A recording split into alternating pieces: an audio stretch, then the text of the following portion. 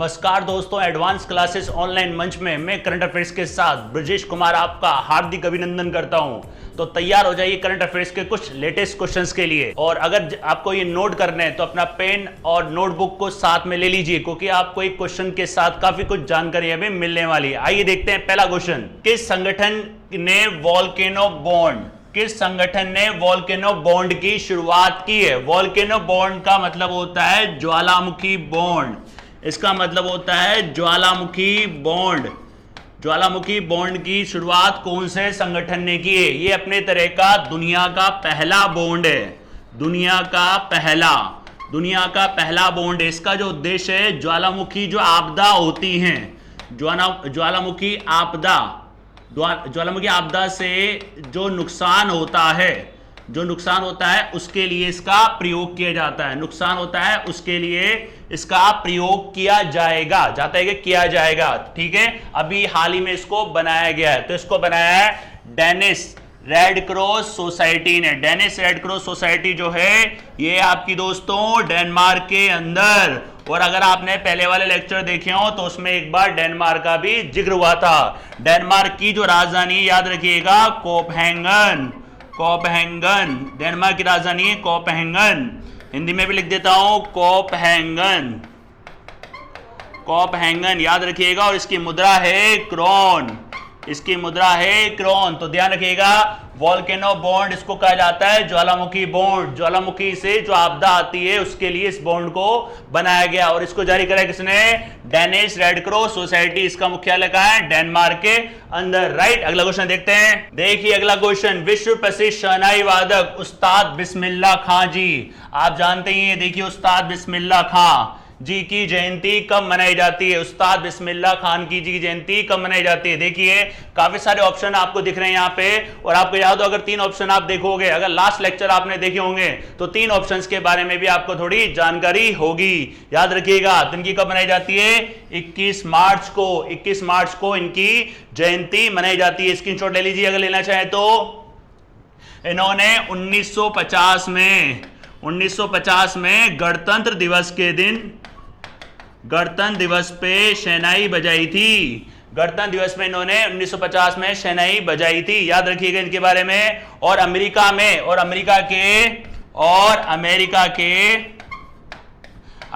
के Lincoln centre hall में शहनाई बजाने वाले ये पहले व्यक्ति थे। याद रखिएगा, ये पहले व्यक्ति थे। कहां पे? अमेरिका में लिंकन हॉल में शहनाई बजाने वाले पहले व्यक्ति थे उस्ताद बिस्मिल्लाह खां। इनकी जयंती मनाई जाती है 21 मार्च को। और 20 मार्च आपको बताया था स्पैरो डे मनाया जाता है। याद रखिएगा, स्पैरो डे। और 22 मार्च आपको बताया था क्या होता है? जल दिवस। और 23 मार्च क्या होता है? शहीद दिवस। दोस्तों अगर आप चैनल से कंटिन्यू बने रहेंगे तो आने वाले टाइम पे आपकी करेंसी कैपिटल डेज काफी सारे ऐसे टॉपिक हैं जो आपके अच्छे होते जाएंगे। इसलिए आगे से आगे बढ़ने के लिए पुराने लेक्चर्स को एक बार देख लीजिए करिए। आगे देखते हैं अगला क्वेश्चन बताइए, किस शहर में स्थायी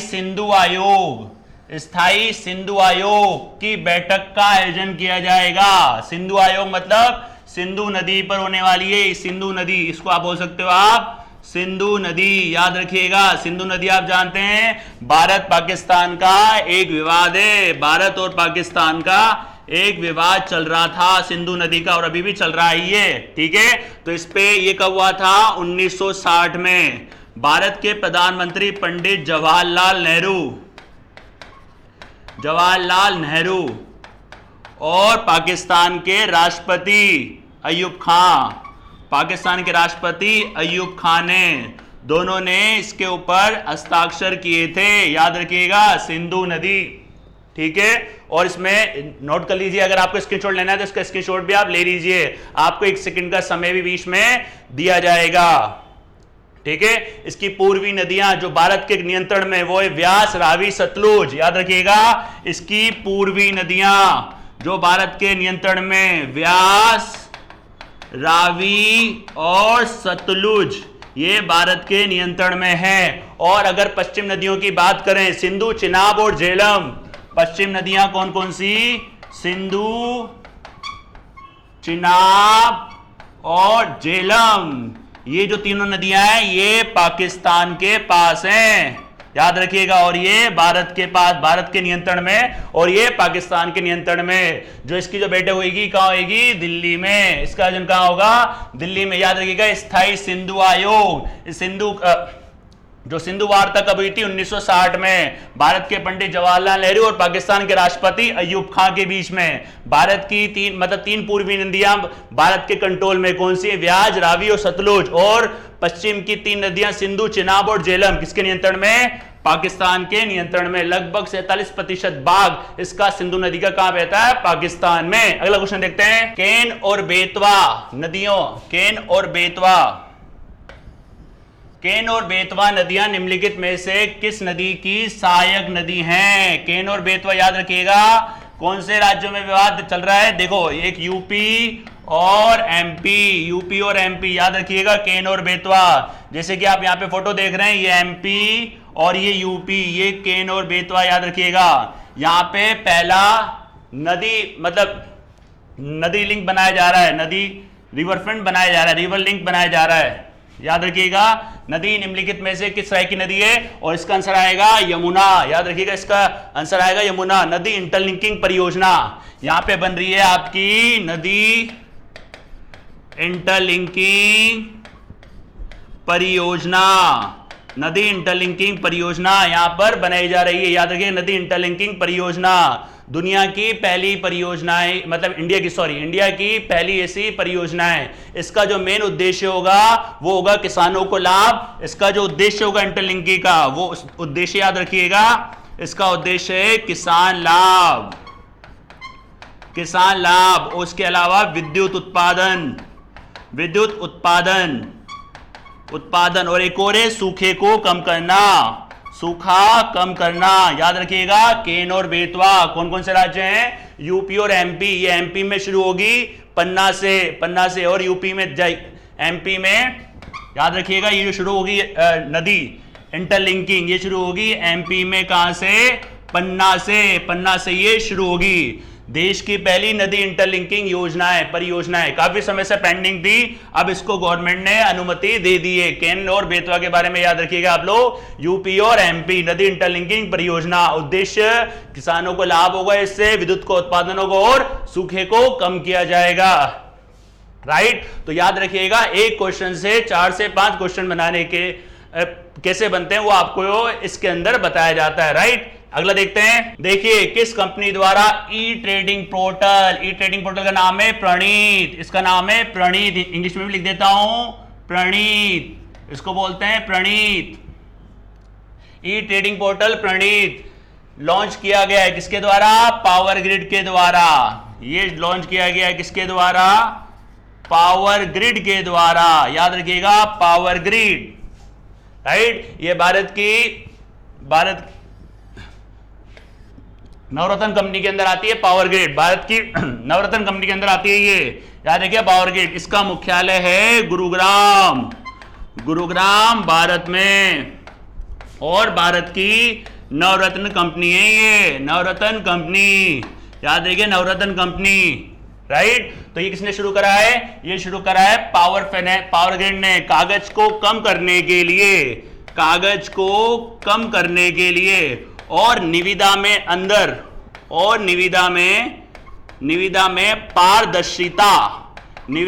पारदर्शिता लाने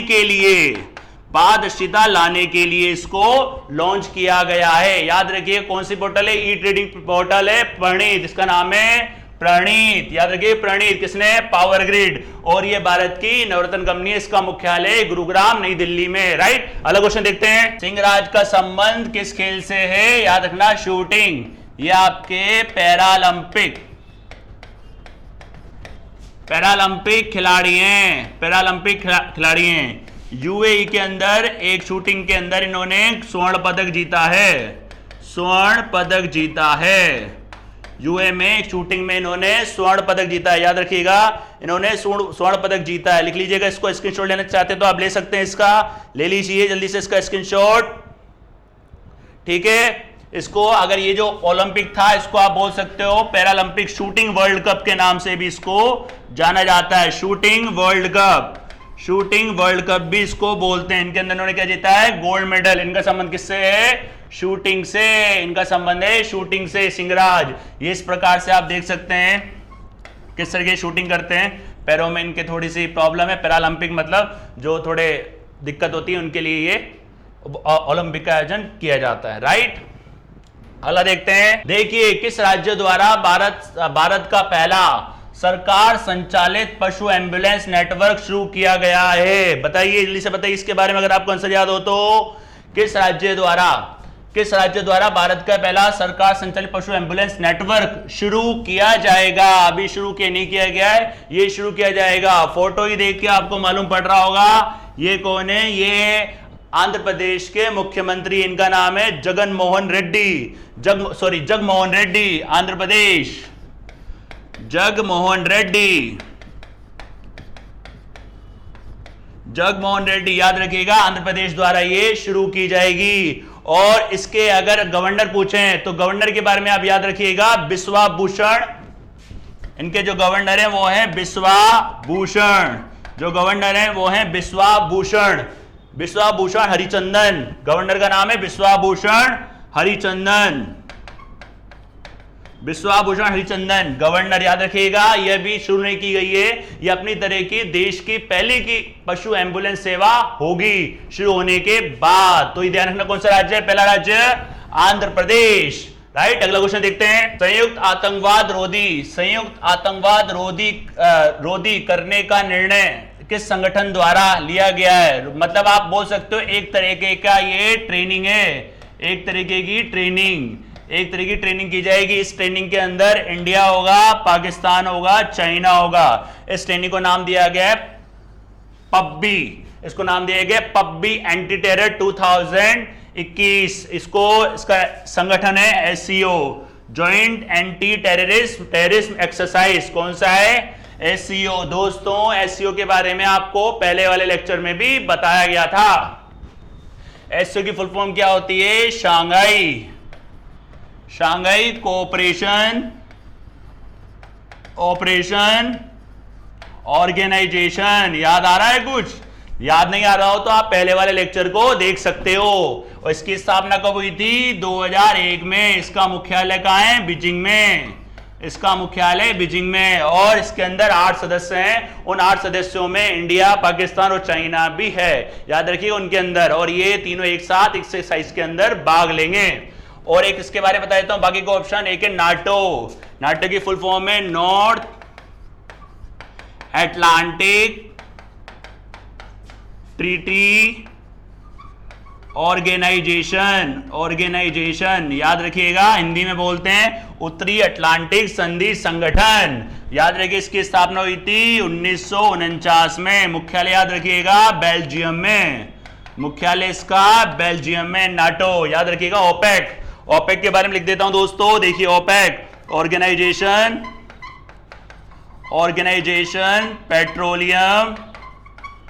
पेट्रोलियम एक्सपोर्टिंग कंट्रीज। ओपेक और मतलब पेट्रोलियम निर्यातक देशों का संगठन, हिंदी बोलते हैं इसको पेट्रोलियम निर्यातक देशों का संगठन। इसकी स्थापना याद रखिएगा दोस्तों 1960। मुख्यालय इसका वियना।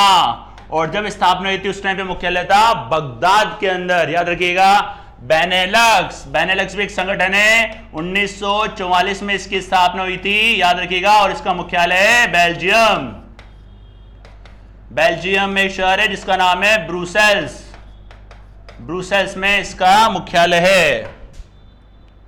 ठीक है दोस्तों, ये अगला क्वेश्चन देखते हैं। शहीद भगत सिंह स्मारक दिवस कहां बनाया गई है? बताइए। शहीद भगत सिंह स्मारक दिवस, इसको देखिए आपको याद आ रहा होगा। ये कब मनाया जाता है? शहीद दिवस 23 मार्च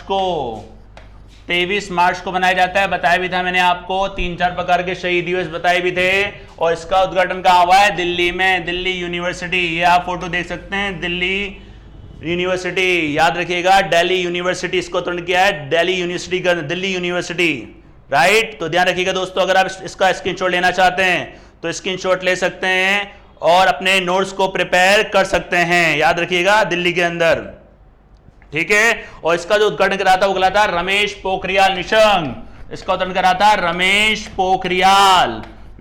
पोखरियाल, राइट। साइड में हटने का मतलब ये होता है कि आप अपने इसका स्क्रीनशॉट लेना चाहें तो आप इसका ले सकते हैं। ये रमेश पोखरियाल कौन है? अपने शिक्षा मंत्री हैं, ये हैं शिक्षा मंत्री। इन्होंने उद्घाटन करा था दिल्ली यूनिवर्सिटी में, याद रखिएगा ये रही। और 23 मार्च को मनाई जाती है क्या? शहीद दिवस। बताया था मैंने आपको 23 मार्च को, और आपका 14 फरवरी को, 30 जनवरी को ये शहीद दिवस के रूप में भी मनाए जाते हैं। तो कहां होता है इसका उद्घाटन? दिल्ली में। अगला क्वेश्चन देखते हैं। अगला क्वेश्चन बताइए दोस्तों, देखिए विश्व टीबी दिवस कब मनाया जाता है? इसका मैंने आपको पहले बताया था 24 मार्च को, याद रखिएगा 24 मार्च को मनाया जाता है। ये इसको तपेदिक या क्षय रोग भी कहा जाता है, तपेदिक या क्षय रोग भी इसको कहा जाता है। याद रखिएगा दोस्तों, तपेदिक या क्षय रोग के नाम से भी इसको जाना जाता है, तपेदिक या क्षय रोग। और इस दिन क्या होता है? जो रॉबर्ट कोच थे, रॉबर्ट कोच, याद रखिएगा रॉबर्ट कोच ने एक माइक्रोबैक्टीरियम ट्यूबरक्लोसिस बनाई थी, खोज की थी।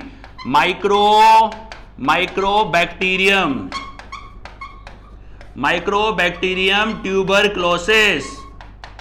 ट्यूबरक्लोसिस की खोज की थी, जिसका उपयोग तपेदिक या टीबी के इलाज में किया जाता था। याद रखिएगा 24 मार्च, कौन सी है? 24 मार्च की थीम है the clock is ticking. The clock is ticking, इसकी थीम यहां पे लिखी हुई है, इसमें लिख देता हूं मैं, the clock is ticking, the clock is ticking, ये इसकी थीम है। याद रखिएगा दोस्तों, ये थे करंट अफेयर्स के 10 के दम के 10 बेहतरीन क्वेश्चन, उनके साथ साथ कुछ एक्स्ट्रा भी आपको बताया गया। तो हमारे चैनल से अगर आप लोग नहीं जुड़े हैं तो जल्दी से जल्दी जुड़िए और इसको सबसे ज्यादा शेयर और सब्सक्राइब करिए, राइट। फिर नेक्स्ट क्लास में मिलते हैं नए 10 के दम क्वेश्चन के साथ, तब तक के लिए धन्यवाद।